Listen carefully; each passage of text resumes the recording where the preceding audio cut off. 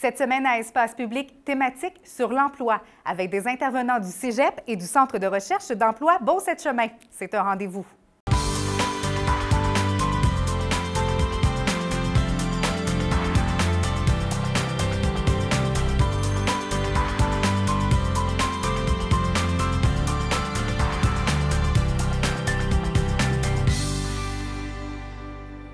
Bonsoir et bienvenue à Espace Public.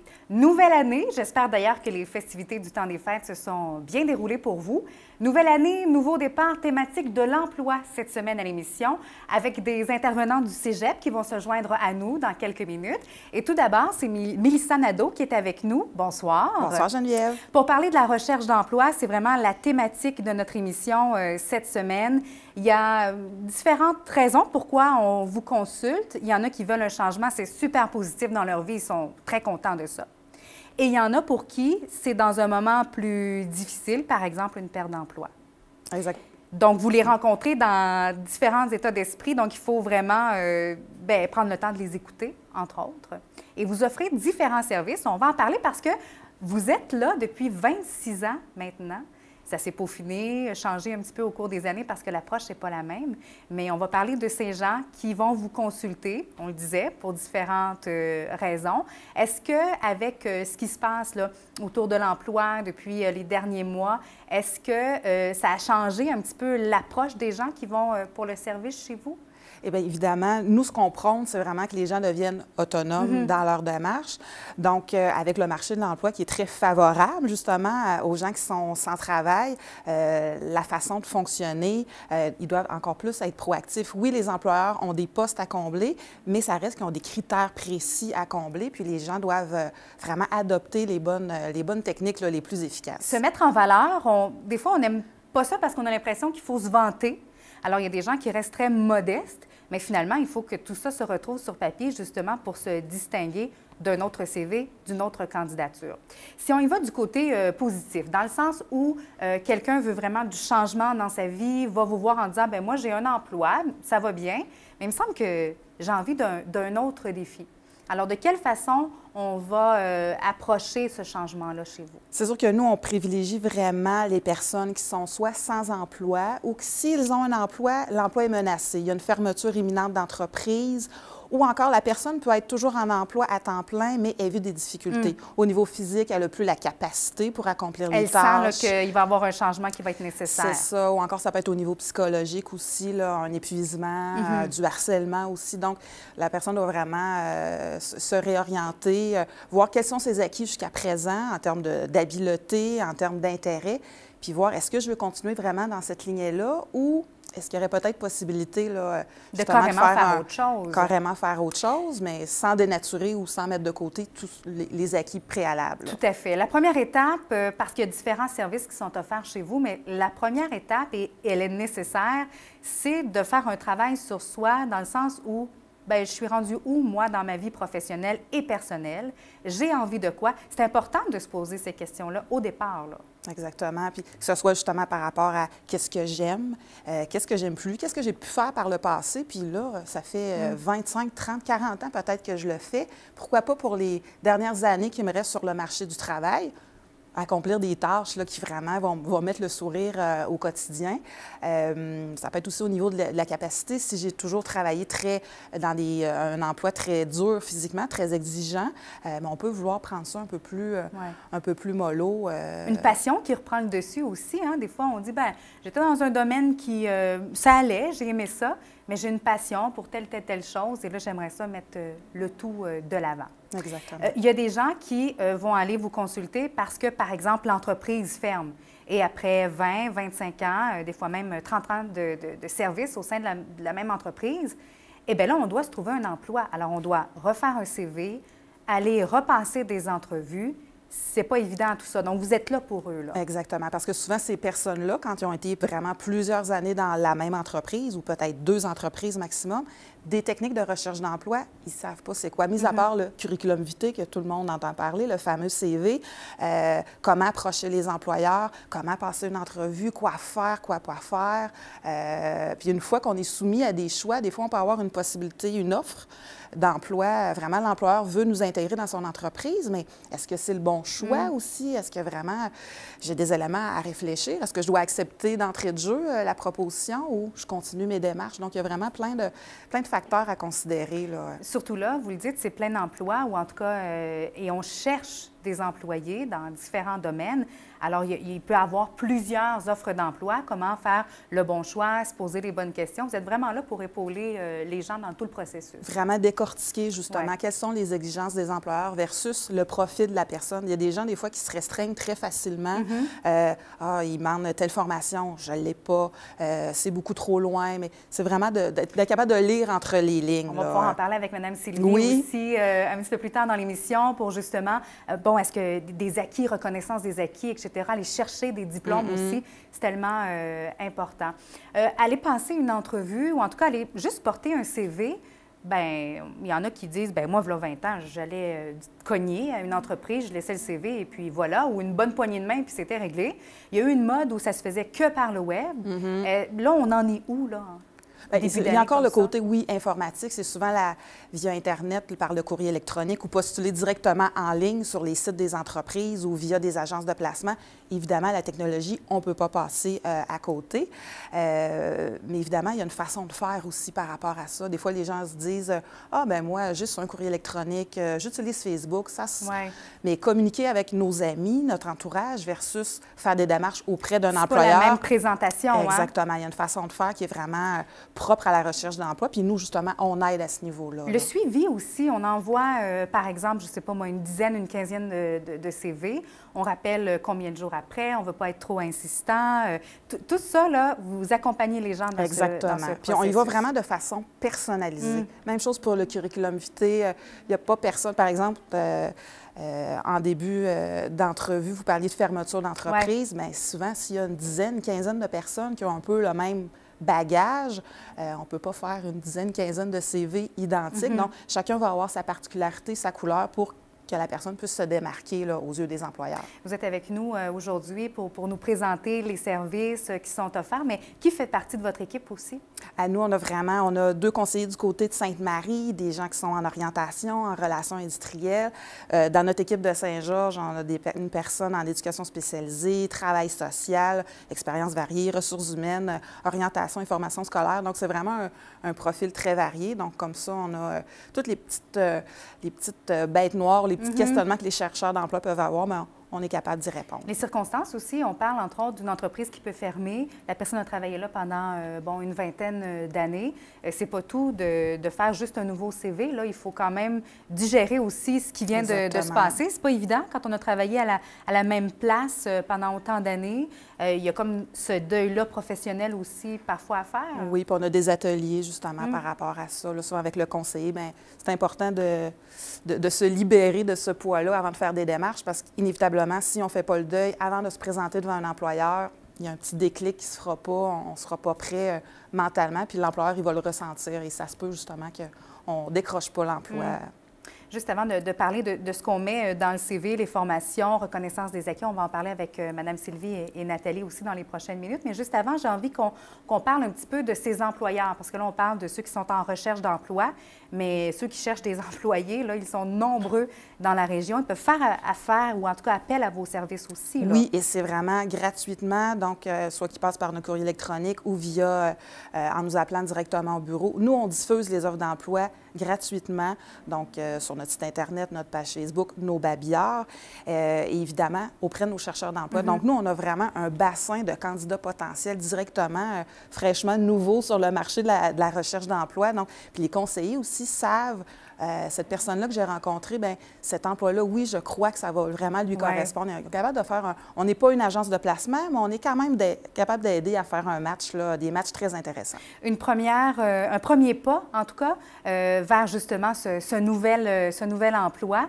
Il faut être en mesure de le construire, ce fameux CV. Est-ce qu'on a tout ce qu'il faut, les diplômes, etc.? Je pense que vous connaissez un petit peu nos prochaines invitées. Oui. On va faire une pause. On est de retour dans un instant. On continue cette belle discussion autour de l'emploi. Restez là.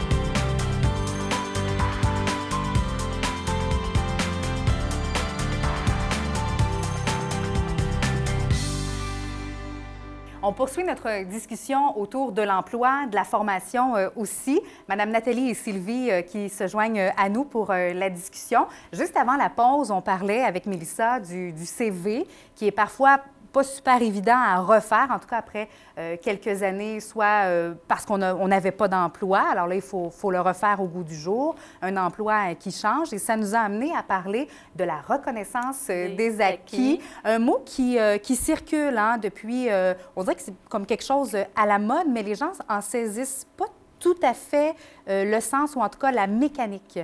Oui, on va en discuter avec vous, puis on va essayer d'éclaircir tout ça. Tout d'abord, ça s'adresse à qui, ça, la reconnaissance des acquis? La reconnaissance des acquis, c'est, comme vous disiez pour Mélissa, toutes les personnes qui veulent changer d'emploi, qui perdent leur emploi, qui veulent se faire reconnaître les acquis qui ont développé pendant plusieurs années d'expérience dans différents domaines dans lesquels ils ont travaillé. C'est un processus qui va leur permettre d'aller obtenir leur diplôme. Donc, d'obtenir la reconnaissance de tout ce qu'ils ont fait depuis tant d'années. Un diplôme d'études collégiales, ça va les distinguer des autres sur le marché du travail. Ils vont chercher un travail, eux, ils vont avoir leur attestation, ils vont avoir leur diplôme. Alors, c'est pour ça qu'on encourage les gens à aller chercher la reconnaissance de leurs acquis. Ouais, c'est très valorisant pour les gens aussi. Là, ça leur donne vraiment un boost d'estime pour leur démarche. Beaucoup de fierté suite à une reconnaissance des acquis en ayant notre diplôme en poche.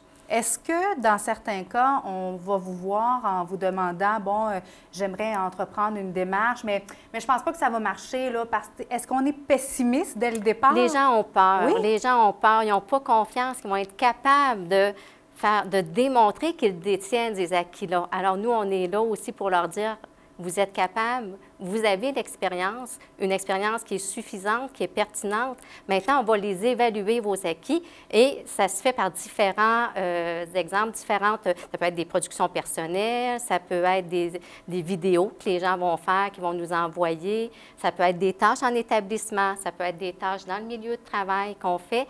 Donc, c'est des choses que les gens savent faire. Il ne faut pas qu'ils s'inquiètent avec ça. Et c'est pas comme quand on est à la petite école puis qu'on va faire un examen puis qu'on dit qu'est-ce qu'il va me poser comme question que je ne saurais pas. Question piège. C'est pas ça, la reconnaissance des acquis. C'est vraiment comme quelqu'un qui est adjointe administrative depuis plusieurs années dans une petite moyenne entreprise. Elle a développé ses compétences, cette personne-là. Elle fait la production de documents, elle fait du traitement de texte, elle fait le traitement de bases de données. Elle l'a appris sur le marché du travail. Donc, nous, ce qu'on fait dans un processus de reconnaissance des acquis, c'est d'évaluer chacune de ces compétences-là qui va permettre à la personne de nous démontrer qu'elle maîtrise la compétence. Et lorsqu'elle démontre qu'elle maîtrise l'ensemble de la compétence, nous, on lui reconnaît cette compétence-là qui est reliée à un cours d'un programme de formation, comme là, comme adjointe administrative, ce serait la bureautique. OK. Alors là, on lui reconnaîtrait les cours de Word, les cours de Excel, PowerPoint, en lien avec chacune des compétences. Sur un bulletin d'études collégiales. C'est transmis par le ministère et c'est le même diplôme que si elle avait suivi la formation. Ça permet aux gens de continuer à travailler ou de faire conciliation qu'on dit travail, famille, études. Tu n'arrêtes pas de travailler nécessairement pour faire ta reconnaissance des acquis. Tu le fais à travers le reste. Tu le fais à ton rythme. Et les évaluations, ce qui est intéressant aussi, c'est que si la personne elle a des petites difficultés à certains niveaux, hein, on n'est pas obligé d'être super wow dans tout ce qu'on fait.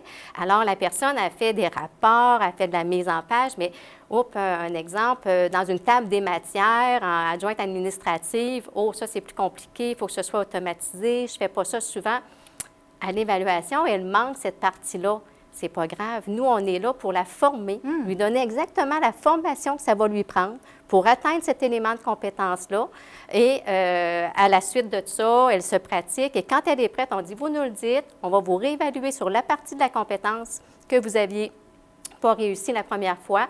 Et suite à ça, elle réussit. Et chacune des compétences est prise de cette façon-là. Vous dites, c'est pas comme à la petite école. Le but, c'est pas de prendre les gens en défaut. Non. C'est justement de les encadrer et de les emmener encore plus loin. Exactement. Et je suis certaine qu'il y en a qui sont surpris de l'exercice dans le sens où, bien, je fais le même métier depuis une dizaine d'années. Et là, de mettre sur papier ce que l'emploi, ou en tout cas ce qu'on fait dans la journée, ça correspond à des compétences d'emploi qu'un employeur recherche. Mais nous, on s'en rend plus compte de ça parce qu'on le fait de façon automatique. Fait qu'on n'est pas porté à dire « Hey, mais je suis bonne ». Ça correspond, ça, à une compétence qui est ministérielle, qui va être reconnue à même un diplôme. C'est comme, on a beaucoup de clientèle qui viennent... des femmes qui ont leur milieu familial à la maison. Okay. Alors, ces personnes-là s'occupent d'enfants. Ils développent les compétences de l'éducatrice en service de garde. Alors, pour ces personnes-là, c'est extraordinaire de prendre confiance dans ce qu'elles font, de prendre confiance en la relation qu'ils ont établie avec les enfants. Et le processus qui est intéressant, c'est qu'elles se font dire aussi où elles sont bonnes. Et ça remet de la confiance, ça remet de la fierté, là. Ça valorise les compétences de la personne. Elle dit, mais wow, je suis capable de faire tout ça. Alors, moi, je dis aux gens, quand vous n'êtes pas certaine, c'est pas grave. Commencez un processus. On va vous prendre une compétence à la fois. Vous allez voir que vous allez prendre confiance en vos compétences, vous aussi. Vous allez y aller à votre rythme. Puis, la personne, rapidement, se rend compte que ça va bien. Finalement, oui. Ça prend des efforts. On se comprend que la reconnaissance des acquis, ce n'est pas un diplôme qu'on donne à rabais. Chacune des compétences est évaluée et la personne doit nous démontrer qu'elle la maîtrise, cette compétence-là. Mais comme tu le dis si bien, l'équipe d'experts de contenu autour de cette personne-là sont là pour la suivre dans chacune des étapes et actualiser la compétence alors que la compétence n'est pas complète. Oui. On parle d'estime de soi, de confiance, de se sentir valorisé par le travail qu'on a. C'est tellement important parce que le nombre d'heures par semaine, c'est assez important, même que c'est rendu qu'on amène beaucoup de travail à la maison aussi. Nathalie, on va parler des programmes, entre autres, qui sont offerts au cégep. Il y a des capsules qui seront donc aussi diffusées prochainement, en tout cas, ou peut-être même que c'est déjà commencé. Pour voir au-delà du nom du programme. Moi, je me souviens quand j'avais à choisir mon programme au cégep, là, et on te dit que c'est important, il faut que tu choisisses, tu sais, le secondaire 5 est à peine commencé, ou en tout cas, puis déjà, on nous dit qu'il faut choisir tout de suite. Puis là, on voit des grands noms de programmes, mais c'est quoi ça exactement? Donc, vous avez décidé de casser un petit peu l'image, finalement, et de montrer aux gens, aux jeunes, qu'est-ce que c'est. L'initiative, elle est super bonne. Oui, en fait, depuis plusieurs années, on avait notre site Web qui était à jour, on définissait nos programmes d'études, mais en quelque part, on n'avait pas nécessairement démontré tout le potentiel du programme d'études, outre d'aller au nom avec les noms de programmes, les noms de cours, ça ne dit strictement rien. Alors, on a eu l'idée cette année, cet automne, de filmer des capsules vidéo en collaboration avec Cogeco Câble qui nous a permis de réaliser 4 belles capsules pour 4 programmes d'études. Ce n'est qu'un début, naturellement. Il va en avoir d'autres, on va en avoir d'autres. Alors, l'objectif était vraiment d'aller démontrer à l'étudiant le potentiel, le plus qu'on peut offrir, nous autres, au Cégep Beauce-Appalaches. Parce qu'on se comprend qu'un programme en soins infirmiers offert dans une trentaine de cégeps, bien, qu'est-ce qu'on a de plus, nous autres, à Saint-Georges-de-Beauce, pour venir chez nous. Oui, parce que c'est sûr que nous, en tant que parents, on espère que notre jeune va rester proche. T'sais. Effectivement. Mais en même temps, au-delà de ça, il faut montrer aussi qu'au niveau académique, il y a des avantages aussi. Tout à fait. Vous parlez de soins infirmiers. Vous avez un petit nouveau là, qui s'appelle Apollo. Oui, effectivement. Notre cher ami Apollo, il est rentré en nos murs cet automne. Apollo, qui est Apollo? C'est un mannequin simulateur haute fidélité. Wow, quel grand thème! Ouais. Ce que ça signifie, tout simplement, c'est que c'est un mannequin auquel on a ajouté de l'intelligence. Donc, piloté par un enseignant et une technicienne, et on va simuler différentes pathologies ou différents problématiques que l'étudiant n'aura peut-être pas la chance de voir ou de vivre pendant ces périodes de stage en milieu hospitalier. Donc, ça permet d'enrichir aussi le contenu. Puis, bien, ce que ça fait, c'est que si l'étudiant n'a pas entré la seringue correctement, bien, il va y avoir un signal. Et puis là, l'étudiant va tout de suite. Puis, ce qui est intéressant aussi dans ce modèle-là, c'est qu'après, tout ça est filmé. Et l'étudiant peut revoir avec son enseignant pour voir où est-ce qu'il a fait les fautes, discuter, comprendre pour mieux, toujours dans l'objectif de s'améliorer. Il y a un programme, je ne sais pas s'il est toujours le mal-aimé, mais je me souviens, ça fait pas si longtemps, là, mais quand même, quand j'ai eu à faire mon choix au cégep, sciences humaines. Quand on disait qu'on voulait aller en sciences humaines, c'était dans le fond la branche de ceux qui ne savaient pas trop quoi faire. Puis en même temps, c'était vu un petit peu de façon négative. Est-ce que c'est encore comme ça? Bien, en fait, sciences humaines ont peut-être mauvaise presse, mais en général, dans la province de Québec, sciences humaines est en baisse au niveau des inscriptions. Nous autres, tout de même, on s'en tire relativement bien. La nouveauté qu'il y a eu avec notre programme de sciences humaines, c'est que maintenant, on définit des profils. Donc, l'étudiant n'a pas un seul parcours unique qui va l'amener à l'université avec un petit paquet, saupoudré de toutes sortes de disciplines. Il va pouvoir, par un profil sélectionné, déjà orienter son choix de carrière à l'université et donc mieux se préparer, aller creuser davantage le contenu en psychologie ou en sociologie ou en histoire, géo, bref, tous ces profils-là. Donc, c'est certain qu'on tente d'aller briser cette image-là tout en leur donnant des profils particuliers. Mais ce qu'on essaie aussi, nous autres, au cégep, parce qu'encore une fois, on est offert dans 48 collèges, donc pourquoi cégep Beauce-Appalaches? Et là, dans la vidéo, c'est vraiment intéressant parce qu'on est capable d'aller sentir qu'est-ce qu'il y a, quelle vie on a dans notre collège, que c'est pas juste un programme préuniversitaire où est-ce que j'ai pas la chance de jouer avec des mannequins ou des choses comme ça. Non, on a des lieux qui sont favorables, puis en plus, on essaie de sortir l'étudiant aussi de sa classe. Donc, on va faire la semaine des sciences humaines. Même à la fin de ces 2 années, l'étudiant va être appelé à faire un voyage en Europe de l'Est. Cette année, ils vont aller au Portugal. Et c'est pas pour s'amuser. Okay. C'est vraiment dans l'objectif, c'est toujours intéressant, mais il y a aussi l'objectif d'aller chercher son épreuve synthèse de programme, donc d'aller chercher toutes les compétences. On parlait de compétences tout à l'heure, alors démontrer dans la culture du Portugal différentes... Directement sur le terrain en plus, voilà, c'est merveilleux. Différents points là, qui sont reconnus après ça sur le diplôme d'études. Donc, dans cette capsule-là, Sciences humaines, on nous présente Vincent, qui est un étudiant finalement, puis on retrace son parcours. Oui. Dans les emplois, évidemment, dans les employeurs qui vont vous voir, il y en a dans toutes sortes de domaines. En fait, on cherche des employés vraiment dans toutes sortes de domaines depuis les dernières semaines, les derniers mois, en fait. C'est très, très, très intense. Mais il y a l'éducation à l'enfance. Vous me disiez qu'on en recherche particulièrement, là. Oui, oui, tout à fait. En éducation à l'enfance... Dernièrement, la Commission des partenaires du marché du travail offre, pour nous autres au cégep, c'est environ 13 bourses. L'étudiant inscrit qui va finir son parcours va être admissible à la bourse de la Commission des partenaires du marché du travail. Puis pourquoi ce programme-là? C'est parce qu'effectivement, on est en manque de main-d'œuvre dans notre région Chaudière-Appalaches. Ça ne veut pas nécessairement dire qu'un autre programme d'éducation à l'enfance, mettons, je ne sais pas moi, dans la région de Montréal, va avoir ce même nombre de bourses-là. C'est vraiment par secteur régional. Ouais. Alors, nous, on a 13 bourses quand même. Et puis, notre programme d'études, il est vraiment intéressant parce que, en fait, ce qu'on a de plus par rapport aux autres programmes, toujours, c'est pas... Oui, oui, tout à fait. C'est un laboratoire d'observation avec 15 enfants, avec les installations du CPE Palais des Merveilles. Oui. Et c'est à même dans nos murs. Donc on apprend des choses, mais on les met en pratique, on peut les observer aussi. Tout à fait, oui. Il y a aussi dans les capsules, parce que là, on a parlé de soins infirmiers, sciences humaines et éducation à l'enfance, mais il y a art visuel aussi dans les capsules là, déjà enregistrées. Oui.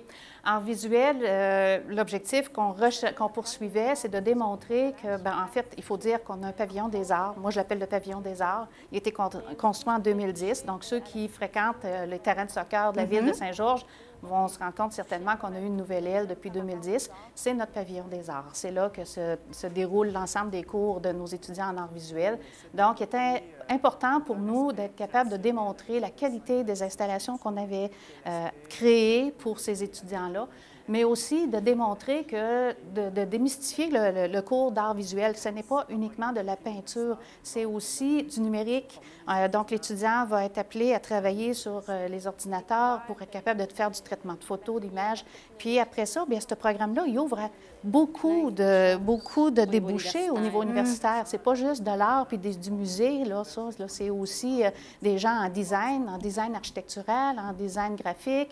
Bref, ça, c'était aussi important. Ils ont tous les préalables pour faire leur demande au niveau universitaire de la même façon que n'importe quel diplôme d'études collégiales. Des capsules, donc, qu'on va pouvoir voir, évidemment. Dès maintenant. Oui, c'est ça que les jeunes vont pouvoir regarder, s'en inspirer aussi pour faire un choix. On le disait en début d'émission, la porte d'entrée, ça peut être chez vous. Après ça, rediriger, évidemment, vers les gens du cégep, reconnaissance des acquis, par exemple. Ça peut être une première étape. Mais ce que je retiens aussi de notre rencontre, c'est qu'il y a tellement de possibilités. Il faut juste faire le premier pas, hein? Et c'est souvent celui-là qui est difficile. J'imagine qu'on vous le dit souvent là, en allant vous voir. C'est sûr que d'avoir une personne objective qui est en dehors de notre parcours à nous, qui vraiment est au fait de ce qui existe comme ressources dans notre milieu, c'est vraiment un plus. Il ne faut pas se gêner pour demander de l'aide. Et surtout aussi, je vois qu'il y a beaucoup d'efforts mis de votre côté. On parle de formation, l'approche, comment présenter les choses. Là, on fait un effort aussi supplémentaire en disant, bien, on va vous faire des capsules, on va vous montrer concrètement ce que c'est. Alors, de l'autre côté aussi, c'est comme une danse. Hein? Il y a un premier pas de fait de votre côté. Il faut aussi que les jeunes, ou en tout cas ceux qui sont en recherche d'emploi, fassent le premier pas aussi.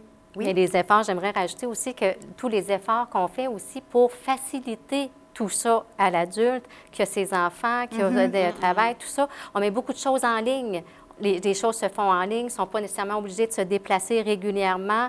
Les évaluations se font par téléphone, en ligne, à la maison. On essaie de diminuer beaucoup au niveau du déplacement pour leur faciliter aussi l'obtention de leur diplôme. Ouais. Puis j'aimerais ajouter que, justement, il y a beaucoup de programmes qui sont offerts en reconnaissance des acquis. Si je peux me permettre, là, les gens qui sont en service à la clientèle, dans le domaine financier, le support à la gestion des ressources humaines. Souvent, dans les petites entreprises, on fait un petit peu de tout. On fait les ressources humaines. Vous développez des compétences. Venez vous les faire reconnaître. Appelez-nous. Bureautique, comptabilité, entreprise agricole. Oui. On est là aussi. L'entreprise familiale. La dominiale, gestion de l'entreprise agricole. Hein, on veut transférer ça. Venez vous développer vos compétences. L'organisation du travail, pour ceux qui sont plus dans les entreprises, dans la production, l'inspection en bâtiment, le répartiteur en centre d'appel d'urgence. On a plusieurs répartiteurs qui ont fait reconnaître leurs acquis, qui sont fiers d'être maintenant reconnus comme répartiteurs au bout du fil. Technique d'éducation à l'enfance, technique d'éducation spécialisée. Alors, et on le disait, c'est une façon de se distinguer aussi, hein, quand plusieurs perdent leur emploi ou en tout cas cherchent un emploi en même temps.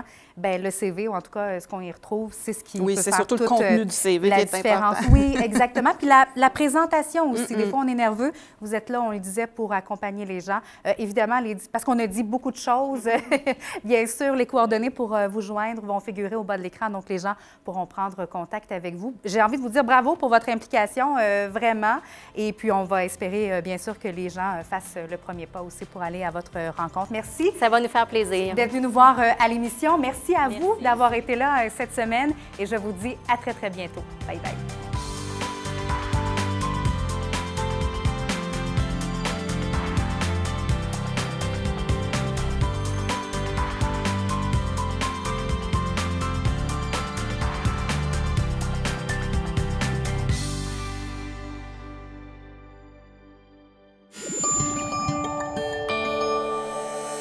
Nous TV, fiers de faire rayonner notre communauté.